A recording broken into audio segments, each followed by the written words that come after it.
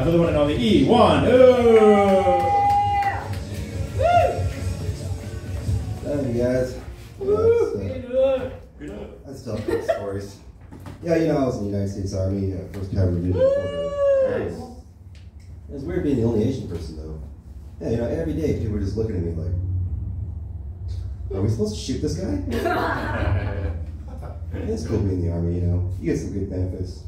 I'd say the best benefit was the ability to give old men hard-ons. Yeah, old men, they love hearing Army stories. You know, I guess because it makes you feel younger, because you hope for the future or something. Like, if I meet an old man at a park, I start telling Army stories, they start coming all over me. I'll tell you our story right now, right? It's the day I in process into the Army. My recruiter, you know, he picks me up, it's like on a Friday night or something, and he takes me to the Bonaventure Hotel, right? Really nice hotel in downtown. And so he's like, you see that line of people? You know, get in that line, sign in, and they'll tell you what to do. So I do that, they give me my room key, and they're like, go to sleep early tonight, you know, we're gonna wake you up like at 3 in the morning. I was like, 3 in the morning? You know, I'm fucking 18 years old, I never woken up that early.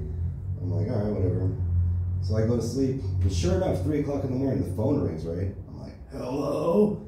They're like, get up, get downstairs, get on this bus. So I do that, and the bus takes us to this base in Long Beach or something. I'm not sure where we are, but anyway. We get off, and the first thing they do is they break us into our branches. You know, like Army here, Navy, Marines, Air Force. Now it's obvious to everyone right away that all the pretty girls are in the Air Force, right? Now I'm in the Army, so I'm like, fuck! Anyway, so we take this test. It's like the SAT on steroids. It's crazy, right? And those who pass it, they break us up into these little groups. And so for me, they're like, you go into this room. And so I open the door, I'm like, whoa, what the fuck? You know, it's like a bunch of freaking, like, dudes in their underwear. And they're all, like, lined up, and they're, like, doing jumping jacks and shit. I'm like, you want me to go in there, right? They're like, yeah, hurry up. And then they're like, come on, get in here, close the door, right? I'm like, oh, okay. You know? And they're like, take off your clothes, hurry up, get in line. I'm like, I guess, you know, this is, like, really uncomfortable. I've never done anything like this before. And so I get down to my underwear, and I get in line with everyone else. And what's going on is there's a sergeant in the front of the room, and he's telling everyone what to do. He's like, all right, now everyone do jumping jacks. Okay, now everyone do windmills, right? And then these 2 other sergeants are walking up and down the lines, and they're watching us like hawks and shit. And one of those sergeants, he yells to the guy right next to me. He's like, you, do that windmill again. And then he tries, but he can't get his arm all the way up, you know?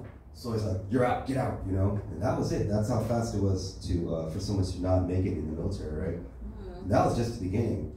You know, you had vision tests, hearing tests, like height, weight, all these things. You know, every stage is like, you're out, you're out. They're just kind of keeping left and right.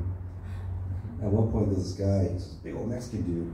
He's all tatted down and shit. And he's like talking about how his dad was a Marine, and like all his uncles are Marines, and like how he's gonna like be the best Marine in the world, right? And all of a sudden, this guy comes out, he's like, you're out. Right? He's like, what? He's like, why? He's like, because your neck is too thick. You know, it measured too thick. Yeah, that was it. He couldn't be a Marine. You know, he almost started crying right then and there in front of everybody. Yeah, and so like all these tests, right, one after another, and finally around 5 o'clock at night, I finished my last test and I passed it. And Sergeant's like, congratulations, son. You know, you made it to the United States Army. And I was like, thank you, Sergeant. You know, and I shook his hand. I was like so happy and like so proud, you know.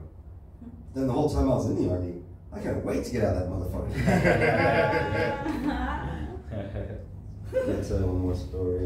You know, every now and then, whatever. Or lately, my therapist told me like, "Oh, let's get to the bottom of your drinking, right?" I was like, "All right, doc. You know, let me tell you the story. You know, one night we're on the field. This is when I was in the Army, and I had pull guard duty. So some guy wakes me up in the middle of the night. You know, I get my stuff on, and it's raining. You know, so in the Army, you're not allowed to have umbrellas. You have a poncho, right? So I put my poncho, you know, I go out there. It's just like this hole in the ground like a machine gun. And I'm just standing there, just getting rained on. And then my watch starts beeping all crazy, right? In a way that I've never heard before. I'm like, what the hell is this? I'm like, oh, you know, because I set my watch to notify me when it was my birthday, right? Like 12 o'clock, you know what I mean? And that was it. It was like, beep, beep, beep. I was like, oh, happy birthday. Yeah, so there I was in the middle of Texas, like, I don't even know where I was, just in some muddy, dark foxhole getting rained on, singing happy birthday to myself. You know, and that was it. That was my 20th birthday. Yeah, so now my therapist prescribes that I drink lots of alcohol. You know, comedians will always tell you two things, right? They always tell you when they just get booked on a show. They always tell you when they just had sex. That's a bit juvenile, right? Like myself, I've been booked on a show in over a month. But I did get late last week, so hoo-ah! Alright, my name's Iwana later. Thank you. You want to know, everybody? Fuck yes. Keep it going. Hell yes. Alrighty, you guys. We're ready.